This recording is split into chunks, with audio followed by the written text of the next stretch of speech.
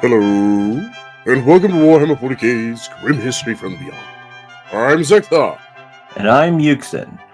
and we are the chroniclers of all that was, and all that will be in the 41st millennium. We've seen the rise and fall of many empires, and for the next couple of months, we'll be discussing the tumultuous history of the world of Armageddon. That's right, Zekthar, and this week we'll be discussing Ghazghkull's first invasion of Armageddon. But before we get started, so remember Yuxin last week how Hermes asked us if there was anybody around from the Unification Wars. And Yes. we mentioned, I think we mentioned Armon, and maybe The there was warrior that guy who might be. yeah, the Thunder Warrior, and then Constantine Valdor might be still around as the Yellow King. And we also mentioned there were some Space Marines, Chaos Space Marines, that could very well still be around from Old Earth. But as I was doing some research for this week, I was just having to be looking through a bunch of different things. There happens to be the Emperor's sons and daughters, known as the Sensei. They're not talked about as much, mainly because he didn't genetically engineer them so much as he got it on with a bunch of women, anyways, throughout history. So they're actually his biological children. They are immortal. They are, let's see, how do they put this? Defenders of mankind and champions of humanity. Ironically, because of this and the era that they live in now, the Inquisition has deemed them heretics and shoot on sight. But they tend to pop up around the galaxy, helping humanity wherever they can. A lot of that happens to be, against the Imperium, because the Imperium is, let's face it, it's pretty crappily run. Yeah. But so that's why the Inquisition is absolutely wants to find these people and kill them. But there's another group of people that are still around since the Unification Wars. Well, anyways, why don't we get into Armageddon, shall we? Yes. Well, like I said last week, Ghazghkull decided in all his wisdom to crash land his Space Hulk, the World Killer, into the surface of Armageddon, in particular the continent of Armageddon Prime. The deep impact of the landing shook the entire world, and its blast wave caused untold devastation. A cloud of debris shrouded the sun. Hundreds of thousands of orcs were instantly immolated by the cataclysmic contact of the landing. Their losses, however, were but a tiny fraction of their number. As the shock faded, a few orcs realized that they should have all died in that epic crash. Ghazghkull claimed it as the protection of the gods, although the force field projector, absorbing the brunt of that impact, doubtlessly helped. Regardless, the orcs roared their approval at being alive after the exhilarating ride. Eager to release their pent-up aggression, they poured out of drop ramps or simply blasted new exit holes through the already torn and rent ruins of the remaining holes. Ghazghkull divided his followers into 5 distinct hordes, each under one of his most powerful warlords. These were leaders Ghazghkull had subdued upon Urk, ferocious orcs that had learned by fighting alongside him. Under the Death Storm's darkness, the towering war overlord pointed out the direction each of his subcommanders should take. With a wave of his power claw, Ghazghkull launched endless columns of orc war machines and living seas of green-skinned infantry. With one voice, many millions bellowed. After the orcs landed, a massive warp storm formed around the Armageddon system, preventing Imperial reinforcements from aiding the beleaguered human forces on the planet. From the 5 separate tribes, 2 of them were sent into the planet's northern reaches to take a hold of the western half of the world's main subcontinent, a region called Armageddon Prime. The defenders of Armageddon were not ready for what hit them. The Astra Militarum and planetary defense forces of Armageddon may have been well equipped, but they were wholly unprepared for the waves of violence that swept over their armies. It was clear that the humans underestimated the strategic ability of their foes. They had fought orcs before, but these greenskins were different. This was not some petty warlord formulaic assault. This was War Ghazghkull. Although none of his sub-commanders displayed the sheer audacity and cunning of their master, Ghazghkull had beat enough Tinkins into their skulls about tactics for some of it to stick. They easily overwhelmed the Planetary Defense Force legions that advanced out of the planet's hive cities to contain them. First, the orcs launched assaults to pin the foe in place on the flat ash wastes, while biker mobs and battle wagon brigades raced around to encircle their foes, cutting off their supply lines. Then the greenskins tightened the noose. They set up their mech gun batteries to pummel the panicked defenders left in the ever-shrinking cauldron. Desperate attempts to break out were met by gun lines. Mercilessly, the orcs mowed down anything that moved, laughing at the lines of Umis that advanced to meet only death, aping their final curses as they twitched their last upon the blood-stained ash. With the plains cleared, the orcs advanced on the hive cities, and there they were astounded. Built atop sprawling, ash-blown desert wastes, the hives rose up taller than mountains. These were great factory cities of the Imperium, the lifeblood of its non-stop war efforts. This was an industrial might on a scale never before seen by the orcs. The mechs gazed at the hives with joy, imagining how they could repurpose such works, what they could build with such colossal hordes of material. The Imperium's defense of the hives proved more formidable. The Astra Militarum's numbers were augmented by every regiment available, along with hastily armed citizens. A long series of trenches and redoubts encircled each vast walled complex. Ghazghkull took one look at Hive Volcanus before vowing boldly they would fall in 2 solar days' time. Although his hordes were numerous enough to overwhelm the gates, Ghazghkull did not want to waste his strength. He had yet to unleash the full terror of his gargant big mobs, but he thought that prodigious firepower should be saved, for it was truly required. Instead, his plan to take the enormous factory city reflected his cunning. It was simple. It just needed flawless execution and seamless cooperation. A tall order for a typical war leader, but not so for Ghazghkull. The outer barriers were targeted by blitz brigades, armored wedges of battle wagons. The first wave bore rams, and it was their duty to break open the outer walls, using their tracks to carry them over the rubble. The second group of attackers followed in the wake of the smoke-churning orc battle wagons. These were the mobile infantry, mostly goth boys, with mobs of burn-up boys amongst them. The third wave was composed of scorches. Their orders were to drive through the breaches and to clear any defenses with sweeping flame. Tractor beams would target the gates as the battle wagons cleared the last trench. Timed correctly, the loaded wagons would be at top speed just as the doors were ripped off their hinges. Secondary plans included a Storm Boys airdrop and stompas with wrecking balls opening up holes at strategic points.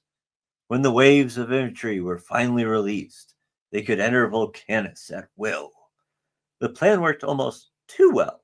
The hive would have fallen in a single solar day, were it not for its fierce resistance.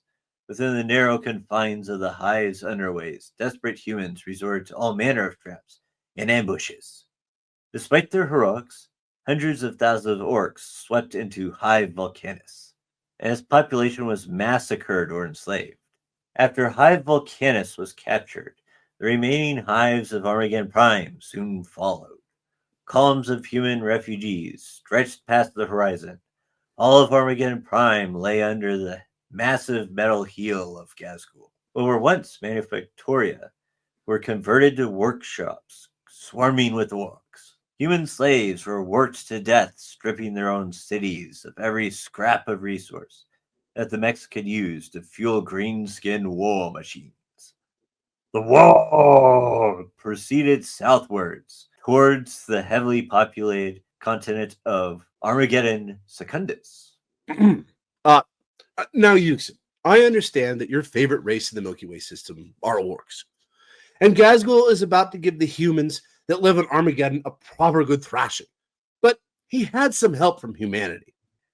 Not a whole lot. I mean, I know the general in charge of Hive and Furnace surrendered without fight, so they had subjects into slavery to the Greenskins. Right you are, brother. But he would not have been nearly as successful if it hadn't been for the original idiot in charge of Armageddon, Hermann von Straub. All right, I forgot about him. Yeah. He's a fellow most of us would like to forget. In fact, Princeps Prime Curtis Mannheim of the Iron Skills Titan Legion, who I will talk about here in a few minutes, described the Overlord as the greatest waste of flesh and bone born in the last 500 years. But a little background on this man before I explain all the ridiculous things he did while in command of the Second War of Armageddon. You see, Hermann was the fourth son of his father, Overlord Luther von Straub, meaning he wasn't in line for command. So he took matters into his own hands in the most conventional way possible, by assassination of the other claimants to the throne. In Hermann's case, his three elder brothers. He was not himself targeted by his brothers, who considered him too stupid, weak, or unsophisticated to take him seriously as a rival, which actually was their mistake. Anton, the eldest brother, was killed by a bomb planted by Hermann at a banquet, which also claimed the lives of 322 guests. The second, Otto, was killed by a hit-and-run driver. The third, Wilhelm, was found in his room, his body riddled with bolter shells. Hermann himself was found on the scene with a smoking bolter in his hand, but brazenly proclaimed Wilhelm's death to be a suicide. The authorities investigating Wilhelm's death were too afraid to confront Hermann, for he was next in line for the throne. When his father died from a suspicious combination of grief and spider venom poisoning, Hermann assumed total power over Armageddon. He was known as a decadent ruler with little concerns for the well-being of his subjects. He used fear to control the population and maintain his position of power. He was, however, personally fearless. Whether this was a sign of actual bravery or just blind stupidity is unknown, and ruthless to the point of insanity. When the orc threat appeared, he had little grasp of the magnitude of the problem and even less of an idea of how to deal with it. His incompetence was seen right from the very beginning of the Second War. He was given several warnings about the potential invasion. The Imperial Turret gave the same readings of disaster time and again. Navigators on oncoming freighters warned of a massive warp storm brewing, and the statue of the Emperor in Hive Hellsreach wept bloody tears. Von Straub ignored them all. Now, a lot of that I probably would have ignored. What with statues, bleeding, and tarot cards, but I certainly would have paid attention to the navigators and definitely would have been alarmed when the Space Hulk appeared from the warp in the Armageddon system. So, obviously, he did what most of us would do. Assembled all the men under his command, sent word to the rest of the Imperium of an imminent attack, rallied his greatest strategists to his side to come up with a masterful defense. Zektar? I don't remember him doing any of that stuff. That's because he didn't do any of it. Being the moron that he was, he didn't even send any ships to investigate the Hulk. He simply waved his hand trivially in the air and simply said no piece of cosmic flotsam would threaten his ancestral world. He did the bare minimum to satisfy appearances. He complied with the standard instructions in the Codex Ministorum and notified the administratum of the sighting. But that was all. Only after the first orcs landed did a stress signal go out, and von Straub then banished the sender of that message, one Commissar Yarrick, to Hades Hive. Von Straub didn't wish to trouble the Imperium with this fight, and he was confident that he could deal with the orcs himself. So that's how Yarrick ended up in Hades. Yes, quite right, Yuxin. And I will get back to him in a minute. And honestly, the rest of the Imperium might not have to have worried about the orcs on Armageddon if he had let Yarrick run the campaign. Unfortunately, he didn't, and banished him. And sadly, von Straub was an even worse military commander than he was a planetary governor. The poorly ordered forces he had at his disposal were quickly overrun and destroyed, and he adopted the tactic of small piecemeal attacks that were quickly outflanked and destroyed. It was soon obvious that von Straub had underestimated the threat and cunning of the orcs. Now, one of the greatest failures of von Straub, and the worst blow to Armageddon, was the destructions of the Iron Skull's Titan Legion, commanded by Princeps Prime Curtis Mannheim. But I'm getting a little ahead of myself. Now, the population of Armageddon Prime formed defensive units and fortified a defensive line around their Hive City homes, but were pushed further and further back by the unstoppable orcs. Now, piecemeal attacks were ordered by von Straub, which only led to the deaths of more humans. What? Yes. Okay. Even in any case, it'd be stupid to send out small groups to attack large masses of enemy forces. But put on top of that, they're orcs. You're sending out like PDF people. We got las guns. Okay, Ghazghkull himself was able to survive having a bolter take off most of his head. Yes, las guns will do a lot against an orc. The only troops that I know of, anyways, that use these tactics effectively against orcs are Space Marines. But there's a far cry between the PDF and Space Marines. I mean, the Valhounds do a good job, but they won't be able to do it in this sort of situation. Well, at all. Okay, so there are actually quite a few different Imperial or Austrian militarum groups that are very good actually at hunting and killing orcs. One of which, by the way, is the Steel Legion. They're fairly good at it. But you need to change your tactics are different anyways when you're fighting orcs. It's like you don't use the same tactics fighting orcs as you do Tyranids, even though those are actually probably the closest on tactics-wise what you use. But you definitely anyways aren't going to be using the same tactics fighting orcs as you do Eldar. I mean, they're completely different. They fight completely different. Or the Tau. I mean, if you're fighting the Tau, it's like, well, first off, anyways, just all, like, for instance, the Krieg, all those shovels that you have and whatnot, yeah, you're going to need those. Because you got to get in real close with these guys, or else they're just going to blast you away.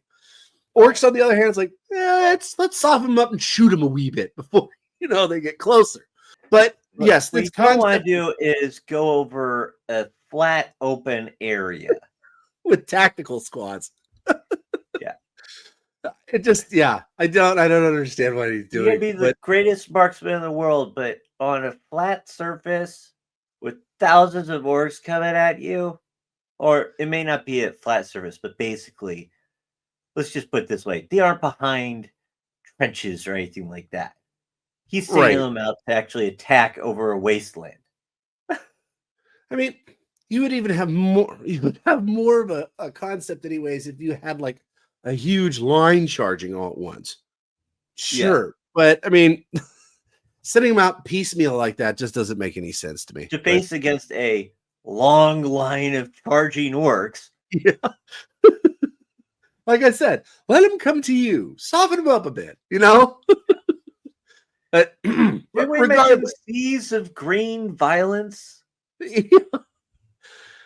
Anyways, regardless, seeing how badly his strategies were going, von Straub hastily relocated his command center to Hive Tartarus in Armageddon's Secondus, knowing that the northern regions of his world would fall to the orcs no matter what he did.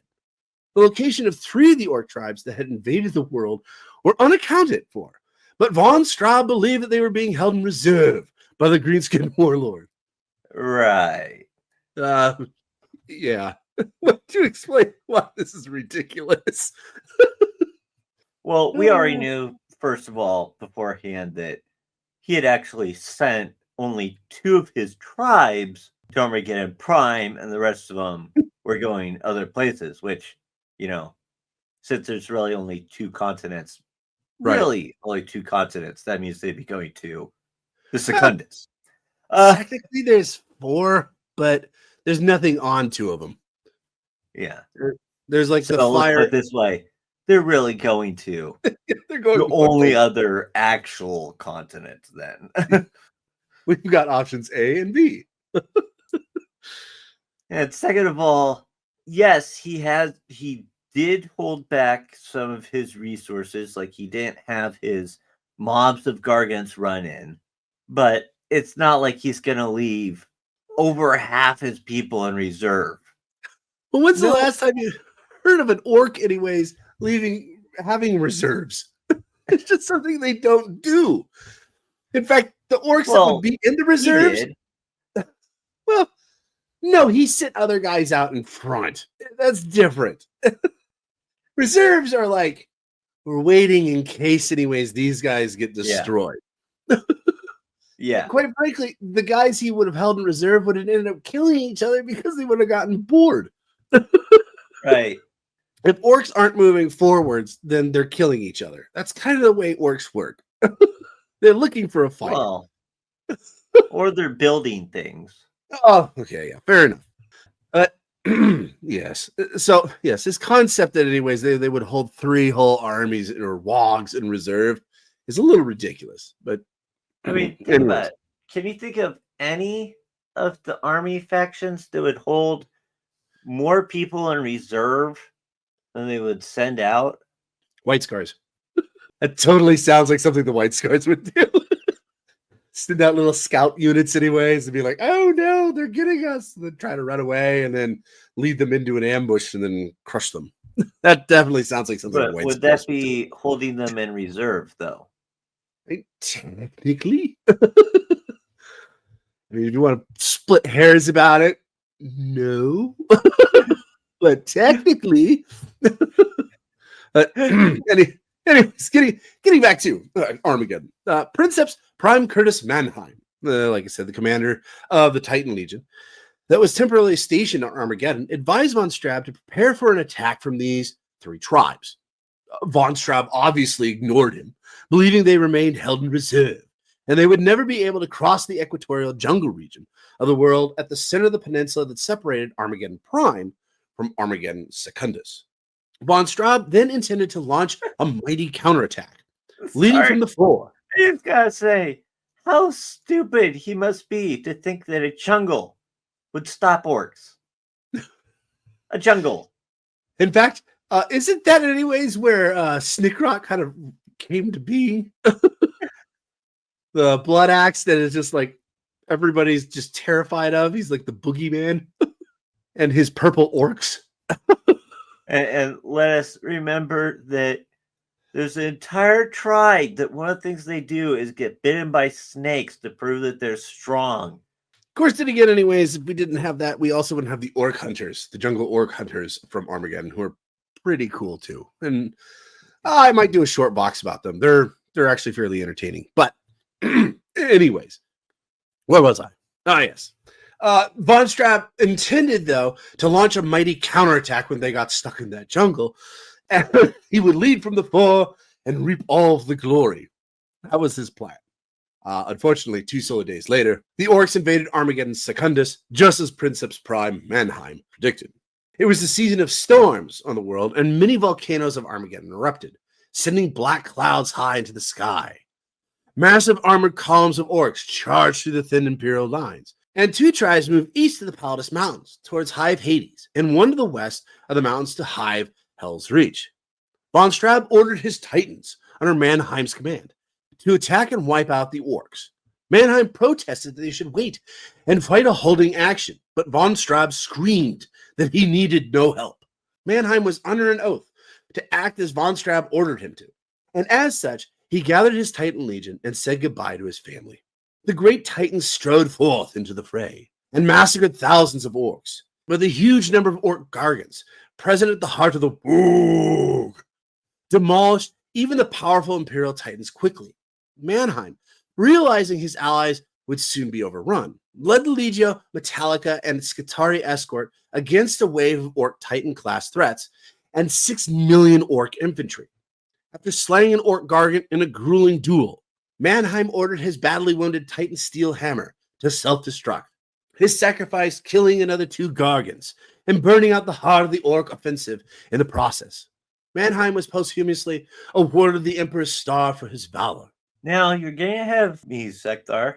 Oh, my apologies, but I'm almost done. Hermes von Straub had 1 more bogus ace up his sleeve, and that would be the virus bombs.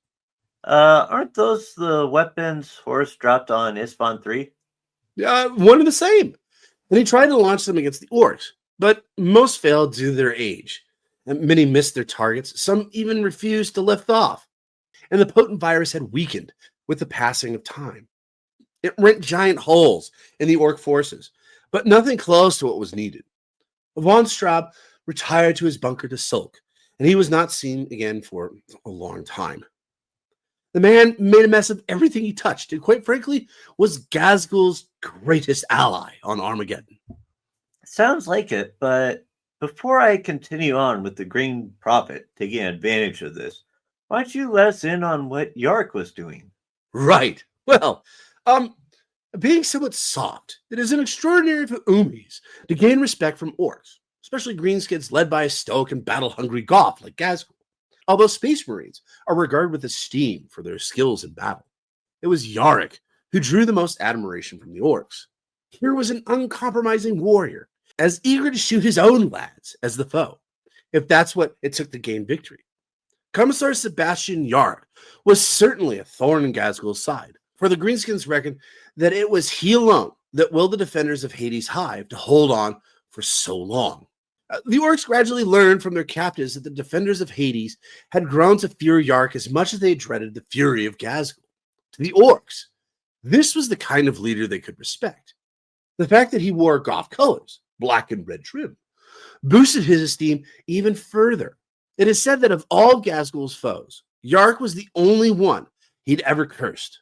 High praise indeed. Those orcs that came face to face with the infamous Umi boss often expressed disappointment.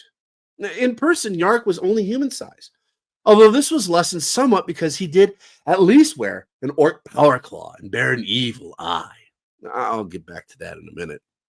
But amongst the boys, it was said that those orcs that recognized who they were up against were always slain, for they stood in gape-jawed disbelief at Yarrick's insulting puniness, and so left themselves open to a death blow. The wily orcs acknowledged the value of this tactic, even if it was sly, sneaky blood axe kind of trick. Now, like I said before, Yarrick had been banished to Hive Hades, and Ghazghkull had sent orc warlord Ugglehard, one of his most prominent underlings, to take the city. As he drove the bulk of his forces towards Yarrick's position, and then he was able to engage the elderly commissar in single combat. Ugglehard quickly used his power claw to sever Yarrick's right arm at the elbow. The warlord's victory was cut short, however, as Yarrick, fighting the pain and shock like no mortal man, swung his sword and beheaded the orc warlord, who had lowered his guard, believing the Umi to be finished. Yarrick was said to have picked up and brandished the orc warlord's power claw, inspiring fear in the orcs and prompting the Imperial defenders to surge forward and leap upon the aliens. Only after the orcs had been routed did Yarrick allow himself the luxury of passing out. News of this incident spread like wildfire amongst the orcs, and wherever Yarrick fought, the green-skinned Xenos would flee in terror. Yarrick exploited this to the full, having Ugglehard's claw modified to suit him as a prosthetic limb. He also exchanged his left eye for a pulse laser bioimplant, playing on the orc's superstition that he had an evil eye, as they called him the Real Eye, cured with glance. For 6 solar months following the first assault, the defenders of Hades Hive held out against further attacks. Although recollections of the siege vary, it was almost unanimously considered that Yarrick was the man who made it all possible. He was the one who held the defenders together, the one who brought them back from the brink of defeat countless times, and the one whose belief gave others the strength to go on. The time he bought at Hades Hive, tying up the vast portion of the orc Woog, and distracting Ghazghkull himself from his ultimate goal, made all the difference. But here I am getting ahead of myself. Why don't you tell us what happened after the death of Princeps Prime Curtis Mannheim? Yuxin? Certainly. Without the potent power of the Titan Legion to keep the orc horde at bay, the remaining Imperial forces now fell back, establishing defensive lines along many rivers of Armageddon Secundus, including the Styges River in the west and the Diabolus River in the east. When the storms abated, the orcs drove south, crushing the defenses and sweeping into Hive and Furnace. Demoralized, the officer in charge of the defense of Hive and Furnace shamefully surrendered it to the Greenskins without a fight. The refugee columns, hundreds of kilometers long, trekked across the deserts of Armageddon and were harried by orc speed freak biker units, hurrying them back to Hive and Furnace to work as slaves in the orc war machine. To the west of Armageddon Secundus, in the port city of Hive Hell's Reach, The planet's population put up a fierce defense, inspired by the successful defense of Hive Hades. They were a highly organized, irregular force, with street gangs ambushing the orcs at every corner. Oil super tanks converted to serve as impromptu marine transports were used to evacuate the population to the ships waiting in the Hive City's dock, known as Grendel's Lock, from where non-combatants could be taken to safety across the Tempest Ocean. There was not enough room aboard the vessel, so lots were thrown for the places, and those who remained in the city knew they would not survive the next greenskin attack. Using improvised weapons, human suicide bombers got as deep into the orc lines as they could, and then detonated the explosives strapped to their chests. The drivers of the great loading cranes at Hive Hell's Reach, who normally moved cargo off and onto the ships that docked at Grendel's Lock, welded themselves into their massive shifting cranes and battled with the Gargants. The human resistance was so stubborn that even the orc commanders wondered if taking the Hive City was worth it. The victory for the orcs finally came in the form of a massive psychic attack by their weird boys, which destroyed the minds of all the humans left in Hive Hell's Reach, leaving it open for orc conquest. Elsewhere, Warlord Ghazghkull himself arrived to coordinate the orcs' next attack on Hive Hades. He tried every strategy he could think of, and finally claimed that he was told what action to take by the whisperings of the orc deities, Gork and Mork. He tried dropping elite orc commandos onto the spires of the Hive, had great siege weapons built, and even retrofitted Gargants with earth-moving devices, all to no avail. For every strategy Ghazghkull tried, Commissar Yarrick found a defense. He had the Hades maintenance crews go into the Hive City's ventilation shafts, armed with a bolt pistol and knife, and attack the orc commandos as they came down. Not one commando survived.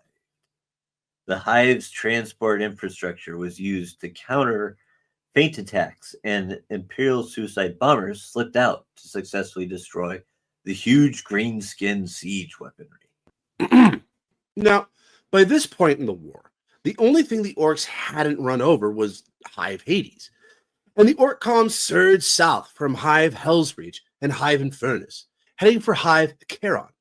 Acheron seemed to be the last bastion of human resistance on the planet, and the Acheronians steeled themselves for the onslaught to come. As they looked out of their ocular monitors, they could see the orcs slowly advancing on their position. The only support they had from Overlord von Straub was his happy thoughts and 20 members of his personal guard, whom he most disliked. The orcs stormed forward and quickly overran the outer hive, beginning the siege of the Hive City's core. The Hive governor refused to surrender and made a passionate speech to his people to increase their morale and fighting spirit, but it was all for naught. The orcs, confident of victory, charged headlong into the hive. Suddenly, out of nowhere, massive explosions rent holes in the orcs' advancing columns. The ramshackle vehicles of the orcs were thrown into the air like so much chaff, and the inhabitants of Hive Acheron looked on in amazement as what was an unexpected orbital bombardment continued. Imperial aircraft filled the skies as Thunderhawk gunships dropped squads of Adeptus Astartes off in the path of the orcs. The Emperor's Angels of Death had finally answered the stricken Hive world's call for aid. They had received Yarrick's cry for help. Surprised by this turn of events, the orcs reeled back while the Space Marines continued to deploy. The mortal defenders of the Hive came out to aid the Space Marines. For the first time in the war, the orcs suffered a defeat on the battlefield. The Space Marines quickly set up a base of operations. 3 of the original foundings had come to the aid of Armageddon, all led by their respective chapter masters. The overly stern Marnius Calgar of the Ultramarines, the young and mighty Touchon of the Salamanders, and the ancient and venerable Louis Dante of the Blood Angels. How did that meeting go, do you think? I think it was probably pretty quick. I think they all took one look at Dante and said, he's in charge. I think even Marnie, anyways, would have looked at him and been like, yeah, Dante, you're running this one. I think Go ahead. Sean would have been right away, have been like, both these people, I think, have probably more experience, so they should probably be Plus, he's a salamander, so it's not like he'd Well, go out of his way and go, I should do it. Uh, right. and then Marius Calgar Ultramarines more in logistics than anything else. So Dante and his Blood Angels would be the better choice to run things with attack offense. Right. Well, like you said, anyways, about Tucson. And by the way, I'm going to be doing a short Vox on him this week and possibly next week too. But Tucson, he'd only been chapter master for 3 years by the time this took place. So yeah, I could definitely see him, like you said, anyways, going, yeah, I'm not in charge here. I could observe and learn. Yeah. Marnius Calgar, on the other hand, by this point, Marnie had made a name for himself. But to me, anyways, that kind of still pales in comparison of Dante, who by this point, anyways, he's like 1,000 years old. So Yeah. he'd been around for quite a lot longer and had a lot more under his belt. I mean, the only guy can, and don't get me wrong, as we've mentioned before, anyways, the halls of Macrog are filled with Marnius Calgar's deeds. I mean, he's done all sorts of different things. I mean, I think you were the one that said, anyways, he defeated single-handedly an avatar of Cain, Right. which Yeah. is downright impressive. But quite frankly, from what I gather, anyways, the only chapter master that is around at this point, anyways, that can even kind of compare to Dante deeds-wise, is probably Grimnar.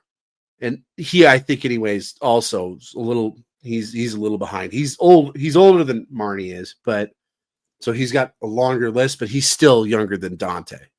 So I think, anyways, it was probably pretty clear.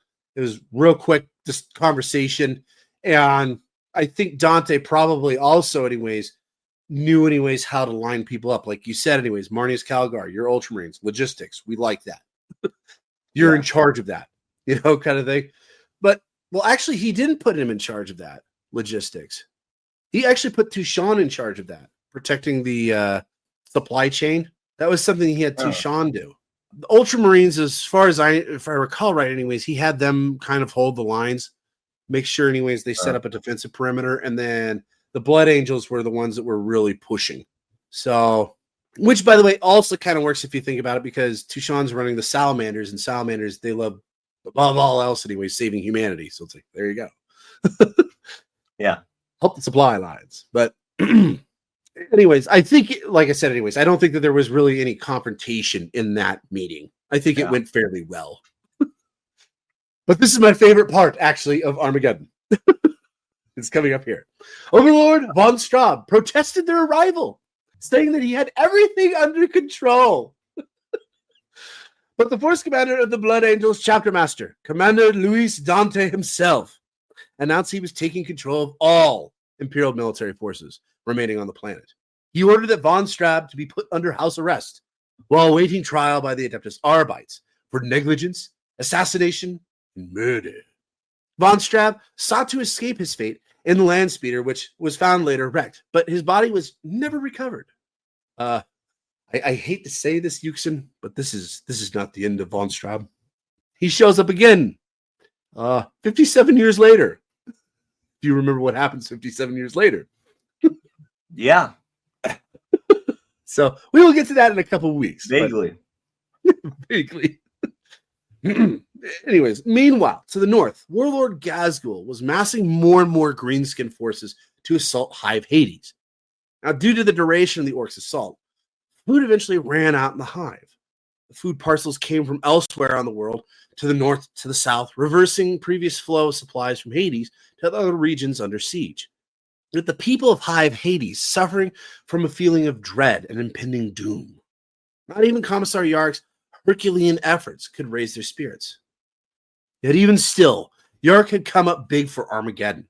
Not only had it been his transmission that had brought the reinforcements of the Space Marines, his stubborn refusal to capitulate to Ghazghkull at Hades Hive, allowing time for the reinforcing Imperial Guard and Space Marines to muster and launch a counterattack. But would it be enough time for the valiant defenders? Well, we'll get to Hive Hades in a minute, because Dante is in quite the pickle. He is? Indeed. While he may have momentarily stopped the war, from curb stomping Armageddon.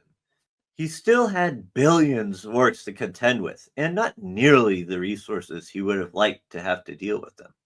So what did he do? Well, his first thought was to cut the head from the snake.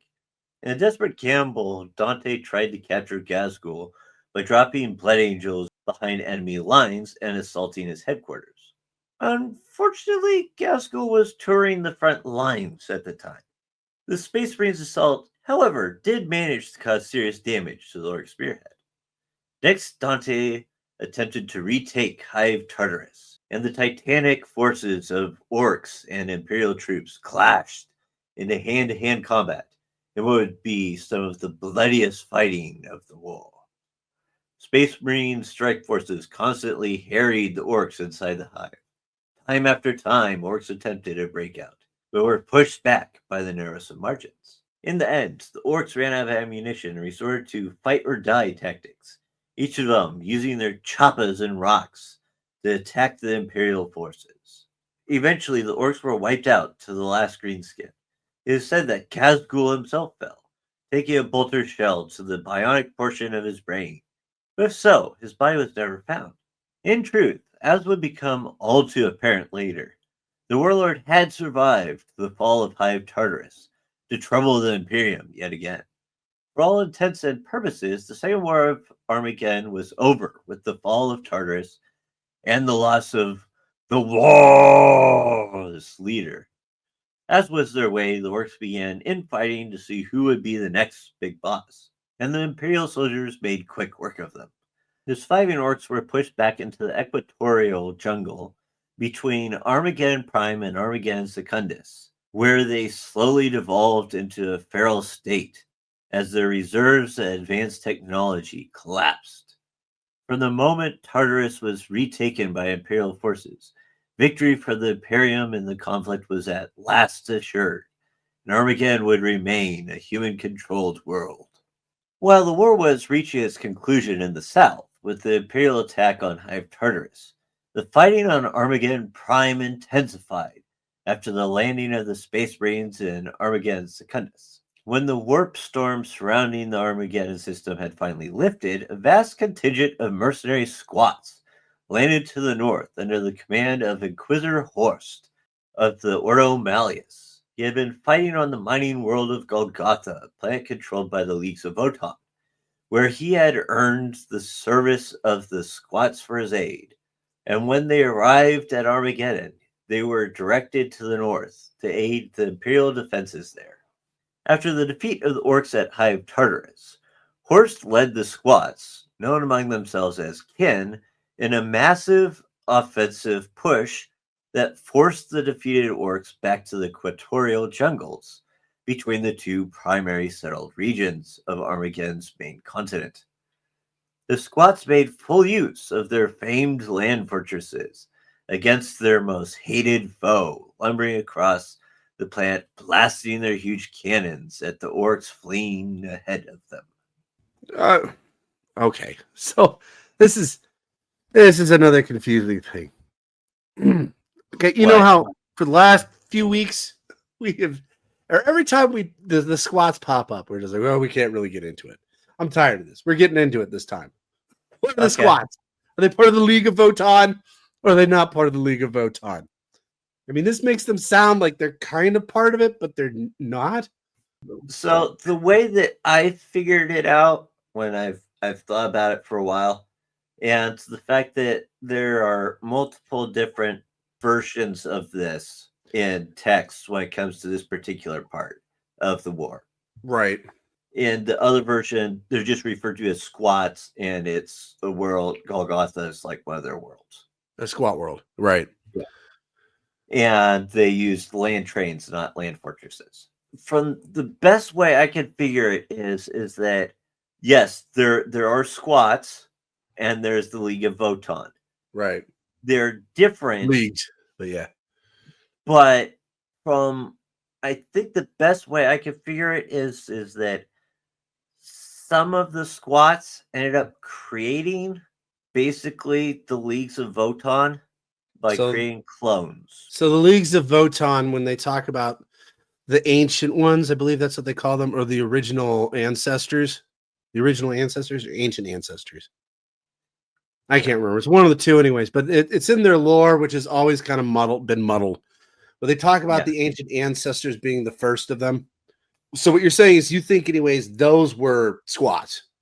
Yes, And but they weren't the only squats, because as we also found out when we were doing research, well, we already have in their history that they were human at one point and became abhuman due to gravity and what they ate and stuff. But right, and how we also, most of them disappeared, we do not know, but we do know that they are still around. If I recall right, anyways, the majority of them, their worlds, anyways, were destroyed, and it's kind of a toss up between it was either A, the Tyranids came in and they ate them all, or B, the Imperium didn't like them anymore and killed them all, or the majority of them, anyways, or the majority. Well, at least on those planets. Yeah, but like you said, anyways, they still are kind of a spacefaring group, so they have scattered to other places. One the most notable one is Necromunda. Correct.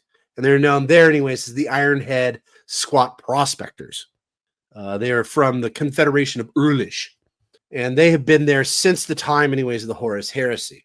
Now, the Leagues of Votann, so you could hypothetically say, anyways, the Leagues of Votann are just another subgroup of squats, but I would say that is incorrect. The reason I would say that, anyways, is because they are, like we said, they are clones. And at this point, anyways, there has been so many generations of this, anyways, I consider them more of actually their own species. Yeah.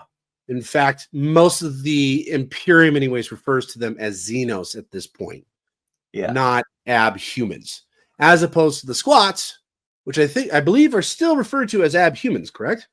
Yes. In fact, in some of their texts, they are listed as one of the abhuman races. It seems like generally when they would refer to the League of Votann as squats is more of a derogatory term. Right. Because as we know, the Imperium loves their abhumans. I mean, come on. Well, depends on who they are. I mean, like most of them like the Ogryn, but I think that's just because they're too stupid anyways to do anything other than fight. And I like the Ratlings, but that doesn't really matter. Imperium normally doesn't. But yes, most abhumans, anyways, are treated as either secondhand citizens or even almost to the point, anyways, of like chaos-infused heretics. But the squats, on the other hand, anyways, that live on Necromunda actually are considered, they're actually treated fairly well. They helped actually build Necromunda back up. And for doing that, anyways, they claimed the mining rights on Necromunda. So, and they're still there.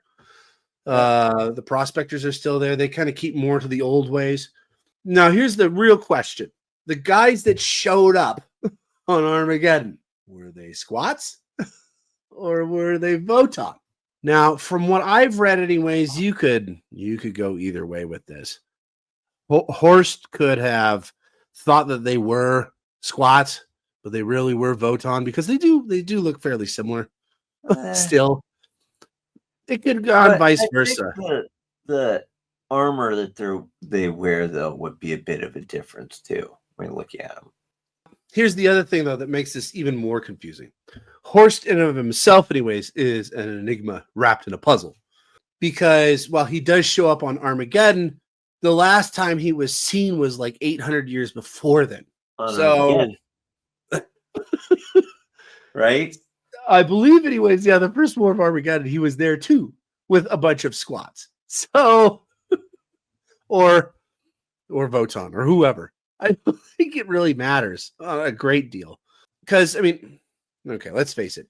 Both the squats and the Leagues of Votann have been known to hire themselves out as mercenaries. Both have done it before.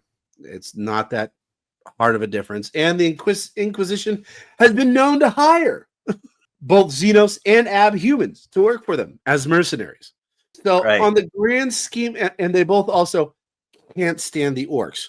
So, quite frankly, I don't know, man. I think it's kind of a toss-up. It's kind of whatever you, at this point, I don't think that we're ever going to be able to figure it out.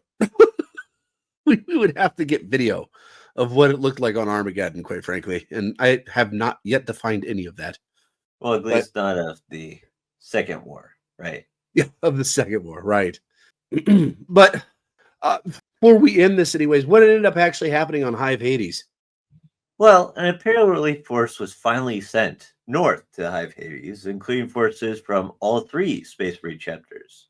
Unfortunately, just before they arrived, the Hive was finally overrun by the orcs. Only a few of the humans within Hive Hades survived, including the battered Commissar Yarrick, discovered by their Astartes rescuers, surrounded by dozens of orc corpses.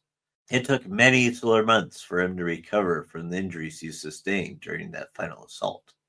He accepted nominal retirement, along with the training post on Armageddon. However, the knowledge that an orc like Ghazghkull was still at large proved too much of a distraction, and only solar months later he reported back to active duty, vowing that he would not rest until the day that Ghazghkull Mag Uruk Thraka was hunted down and killed. In the west, a wave of orc reinforcements arrived, hoping to push back to Hive Tartarus and break the back of the renewed Imperial resistance. The Imperial forces defending the western regions had been stripped for the attack on Hive Hades and were easily overrun. Ghazghkull, evidently, having returned from the dead, led this last-ditch attempt by the orcs to conquer the planet. The Greenskin offensive succeeded in pushing through the Imperial defensive cordon that had been established at the Skeletus River. For a while, it looked like the orcs might succeed, but they were eventually pushed back to Armageddon Prime through a concentrated effort by the forces of the Space Marines. Sprack fighting continued off and on for another dozen Terran years, but the orcs eventually took such losses that they were forced to retreat back to their newly constructed void ships and eventually escaped the system in 961.M41. And with that, this concludes the Second War of Armageddon.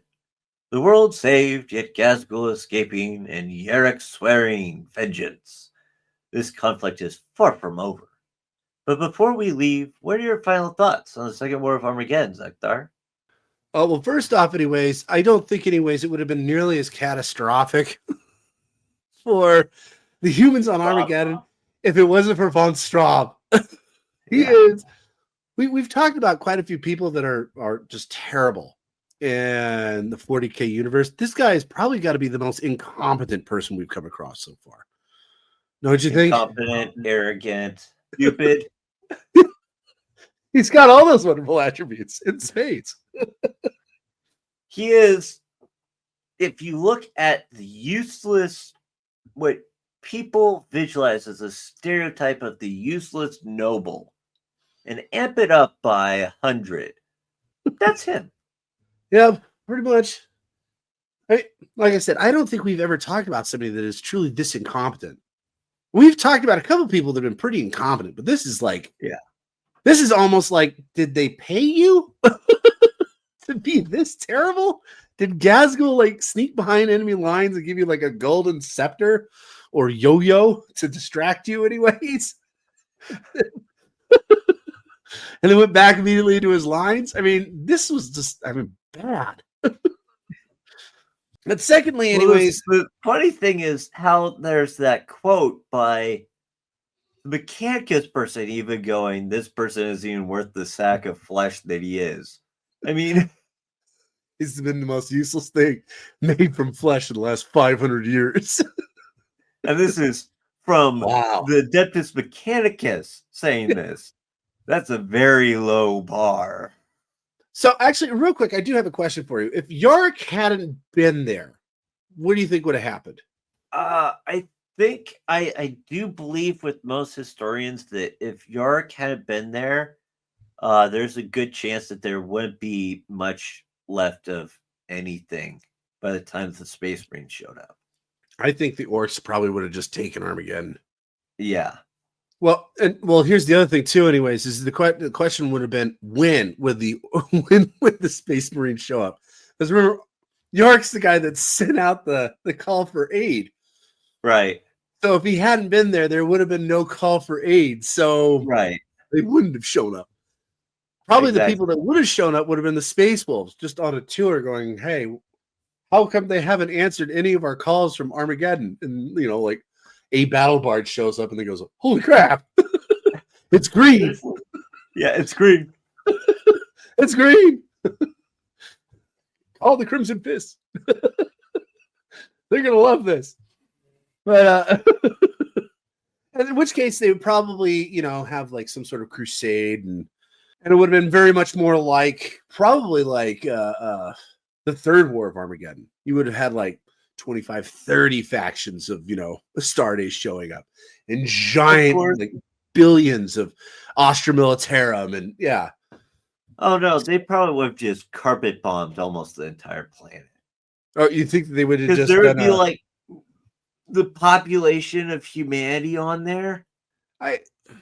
Well, remember, anyways, the reason why they didn't do an exterminatus in the first war was just simply it was too valuable of a resource.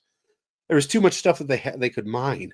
So that's kind of an interesting question. Do you think they would have done an exterminatus, or do you think they would have actually tried a crusade? I think if the Inquisition was involved, they bomb the heck out of it, and then we'll start getting back to stripping it of resources. Which does actually, here's, I guess, my second and probably final question, because we're kind of running out of time here anyways. But if Von Straub had actually had, two brain cells to rub together, and instead of banishing, Yarricks said, you know what? I'm putting you in charge.